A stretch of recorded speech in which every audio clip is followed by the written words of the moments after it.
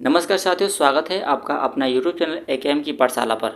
तो साथियों, आज हम लोग पढ़ने वाले हैं सोशल साइंस जो क्लास 6 का है, जो साप्ताहिक टेस्ट पेपर जो 9/10/2023 का जो साप्ताहिक टेस्ट पेपर में जो क्वेश्चन पूछा गया था, वही क्वेश्चन आज हम करने वाले हैं।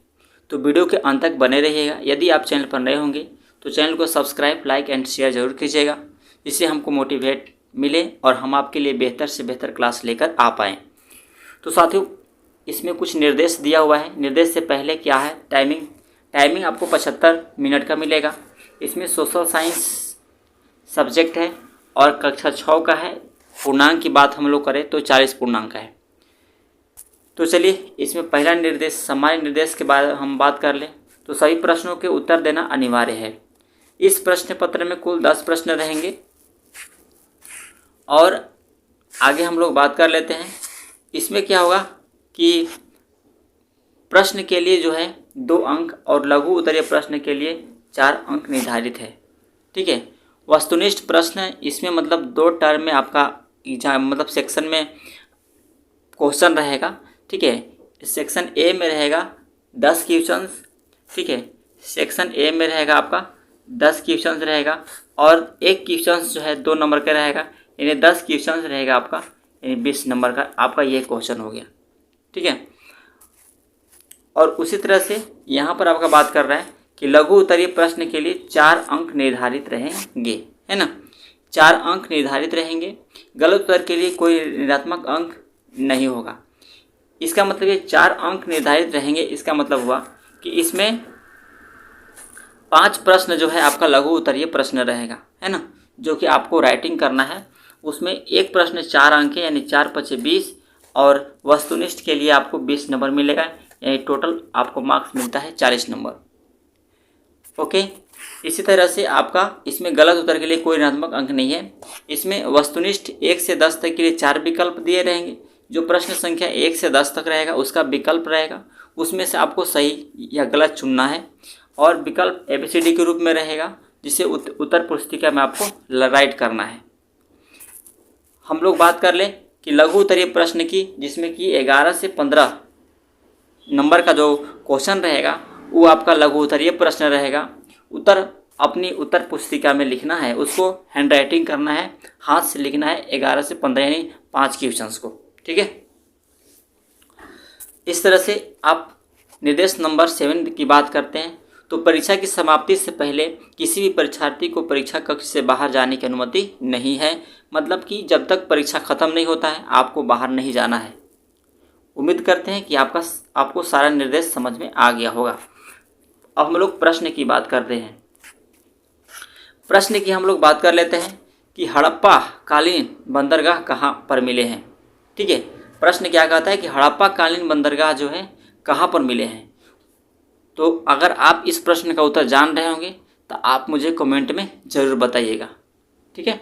तो इस आपका लोथल क्या होगा, लोथल जो होगा इसका, जो हड़प्पा कालीन बंदरगाह पर कहाँ पर मिले हैं, तो ये मिला है लोथल में। ठीक। उसी तरह से प्रश्न संख्या 2 क्या कहता है कि हड़प्पा कालीन नगरों का निर्माण कब हुआ था। जो हड़प्पा कालीन नगर जो है उसका निर्माण कब हुआ था, तो उसका निर्माण कब हुआ था, यदि आप जान रहे हो तो मुझे कमेंट में आंसर जरूर बताइएगा। तो इसका आंसर जो होना चाहिए आपका क्या होगा, यह होगा ए नंबर, यानी 4700 साल पहले जो है हड़प्पा कालीन नगरों का निर्माण हुआ था। ठीक है। 4700 साल पहले जो है हड़प्पा कालीन नगर का निर्माण हुआ था। चलिए, तो हम प्रश्न संख्या देख लेते हैं 3। आखिर प्रश्न संख्या 3 क्या कहता है, हड़प्पा सभ्यता किस सभ्यता के समकालीन मानी जाती है। जो हड़प्पा सभ्यता है वो किस सभ्यता के समकालीन माना जाता है। तो इसका आंसर हम बात कर लें तो यह जो है आपका मेसोपोटामिया, क्या है, मेसोपोटामिया जो होगा इसका आंसर होगा। चलिए, तो प्रश्न संख्या हम 4 देख लेते हैं। प्रश्न संख्या क्या कहता है 4 कि मोहनजोदड़ो किस नदी के किनारे बसा है।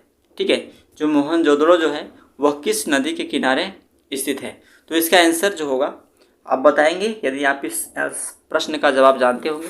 तो इसका आंसर जो होगा आपका ये डी नंबर जो इसका आंसर हो गया। यानी सिंधु नदी के किनारे जो है मोहनजोदड़ो बसा हुआ है। ठीक है, अब हम लोग बात कर रहे थे क्वेश्चन नंबर 5 की ओर। मोहनजोदड़ो सभ्यता की खोज किसने की थी? मोहनजोदड़ो सभ्यता की खोज किसने की थी? चलिए, तो यहाँ इसका जो आंसर होगा आपका ये राखल दास बनर्जी। क्या होगा? राखल दास बनर्जी, यानी इसका आंसर जो होगा आपका सी होगा। उम्मीद करते हैं कि आपको प्रश्न समझ में आ रहा होगा। इस प्रकार के प्रश्न अगर आप हर सप्ताह टेस्ट को लगाते हैं तो निश्चित रूप से आपका जो है फाइनल टेस्ट में जो है आपका रिजल्ट बेहतर से बेहतर होगा। तो एक भी टेस्ट को आप स्किप न करें, उसको बार बार रिवीजन करते रहें, जिससे कि आपका रिजल्ट बेहतर हो और आपका भविष्य उज्जवल हो। इसमें प्रश्न संख्या हम लोग बात कर लेते हैं 6 की। इसमें थीमेटिक मानचित्र में दर्शाया जाता है। क्या दर्शाया जाता है? थीमेटिक मानचित्र में क्या दर्शाया जाता है? तो जो थीमेटिक मानचित्र जो होता है इसमें आपका सड़क रेल मार्ग भी होता है, रेल मार्ग को भी दर्शाया जाता है, वन को भी दर्शाया जाता है और उद्योग को भी दर्शाया जाता है। इसका मतलब इसका जो आंसर होगा वो आपका ये डी नंबर होगा। यानी इनमें से सभी जो है इसका राइट आंसर होगा। उसी तरह से हम लोग बात कर लेते हैं प्रश्न संख्या 7 की। अब प्रश्न संख्या 7 क्या कहता है उसको ध्यान से समझेंगे। प्रश्न संख्या 7 कहता है कि मानचित्र में ऊपर की ओर दिशा को दर्शाया जाता है। जो ऊपर की ओर दिशा है वो किस दिशा को? जैसे मान लीजिए कि मानचित्र इस तरह से होता है, इस तरह से एक होता है उत्तर दक्षिण, एक होता है पूरब और एक होता है पश्चिम। तो यहाँ पर बताया गया है, बोला गया है कि ऊपर की जो ओर है उसको किस दिशा को दर्शाएंगे। तो ये है आपका उत्तर। क्या है? उत्तर। यानी इसका जो आंसर होगा पूरब नहीं होगा, पश्चिम भी नहीं होगा और यहाँ पर है दक्षिण भी नहीं होगा। यानी इसका जो आंसर होगा डी, यानी सी क्या होगा? सी जो होगा इसका राइट आंसर। यानी 7 का जो है सी नंबर राइट आंसर होगा। ओके, इसी तरह से प्रश्न संख्या हम लोग देखते हैं 8। अब प्रश्न संख्या 8 क्या कहता है? पर्वत, पठारों, मैदानों और नदियों इत्यादि को किस मानचित्र में दर्शाया जाता है? ठीक है, पर्वतों, पठारों और मैदानों, नदियों इत्यादि को किस मानचित्र में दर्शाया जाता है? तो जल्दी इसका आंसर बताएंगे। तो इसका जो आंसर होगा आपका ये भौतिक मानचित्र में जो है पर्वतों, पठारों, मैदानों और नदियों को दर्शाया जाता है। ठीक है, चलिए नेक्स्ट प्रश्न हम लोग देख लेते हैं। प्रश्न संख्या 9। इनमें से कौन से सामाजिक भेदभाव के विरोधी थे? कौन से सामाजिक भेदभाव के विरोधी थे? तो जो इसका आंसर राइट होगा वो आप जल्दी से बताएंगे। तो देखिए इसमें है आपका डॉक्टर भीमराव अंबेडकर, ये भी जो थे सामाजिक भेदभाव के विरोधी थे। ज्योतिराव फुले, ये भी जो है सामाजिक भेदभाव के विरोधी थे। राजा राम मोहन राय, ये भी सामाजिक भेदभाव के विरोधी थे। तो इसका जो आंसर जो होगा आपका ये घ नंबर जो होगा आपका राइट आंसर होगा। ओके, तो उम्मीद करते हैं कि यह प्रश्न आपको समझ में आ गया होगा। मतलब कि जो भी है डॉक्टर भीमराव अंबेडकर, ज्योतिराव फुले, राजा राम मोहन राय, ये सब जो थे सामाजिक भेदभाव के क्या थे? विरोधी थे। ठीक है, यानी इसका जो आंसर जो होगा ये सभी होगा। ठीक है, यानी घ नंबर इसका सही राइट आंसर होगा। ठीक है, प्रश्न संख्या हम लोग 10 की बात कर लेते हैं। तो प्रश्न संख्या 10 कहता क्या है इसको थोड़ा सा ध्यान से समझेंगे। यहाँ पर देखिए भारत में किस प्रकार के भेदभाव के उदाहरण मिलते हैं? मतलब जो भारत में है ज़्यादातर किस प्रकार के भेदभाव यहाँ पर देखने को मिलता है? ठीक है, तो यहाँ पर देखिए ये है आपका लैंगिक भेदभाव, जातिगत भेदभाव या धार्मिक भेदभाव या सभी। तो देखिए यहाँ पर ज़्यादातर बोला है। मतलब अगर यहाँ पर यही कहा था कि भेदभाव के उदाहरण है तो ये सारा भेदभाव को, लैंगिक भेदभाव का उदाहरण है, जातिगत भेदभाव भी होता है, धार्मिक भेदभाव भी होता है। लेकिन यहाँ पर क्या कर रहा है कि किस प्रकार के भेदभाव के उदाहरण मिलते हैं, मतलब ज़्यादा किस प्रकार के भेदभाव।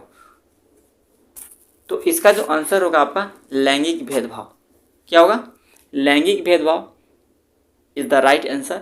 यानी भारत में किस प्रकार के भेदभाव के उदाहरण मिलते हैं, मतलब ज़्यादातर किस में लैंगिक भेदभाव का उदाहरण मिलता है। ठीक है, तो इस तरह से इसका आंसर जो हुआ आपका क नंबर राइट आंसर हुआ। उम्मीद करते हैं कि यहाँ तक आपको समझ में आ गया होगा। ठीक है, चलिए गाइस, तो मिलते हैं फिर नेक्स्ट वीडियो में। जो हम नेक्स्ट वीडियो जो है आपका, ये जो लघु उत्तरीय प्रश्न जो आपको दिख रहा है, ये लघु उत्तरीय प्रश्न जो सेक्शन आपका बी है, इसको हम नेक्स्ट वीडियो में बहुत जल्द लेकर आने वाले हैं। तो यदि आप वीडियो पर नए होंगे तो वीडियो को लाइक शेयर एंड सब्सक्राइब जरूर कीजिएगा, और सब्सक्राइब करने के बाद बेल आइकन की घंटी को जरूर दबा लीजिएगा, ताकि जब भी मैं वीडियो अपलोड करूं तो सबसे पहले आपके पास नोटिफिकेशन पहुंचे और आप उसको देख पाएँ। तो उम्मीद करते हैं कि ये सेशन आपको अच्छा लगा होगा। तो मिलते हैं फिर नेक्स्ट वीडियो में, तब तक के लिए आप पढ़ते रहिए, बढ़ते रहिए। जय हिंद, जय भारत।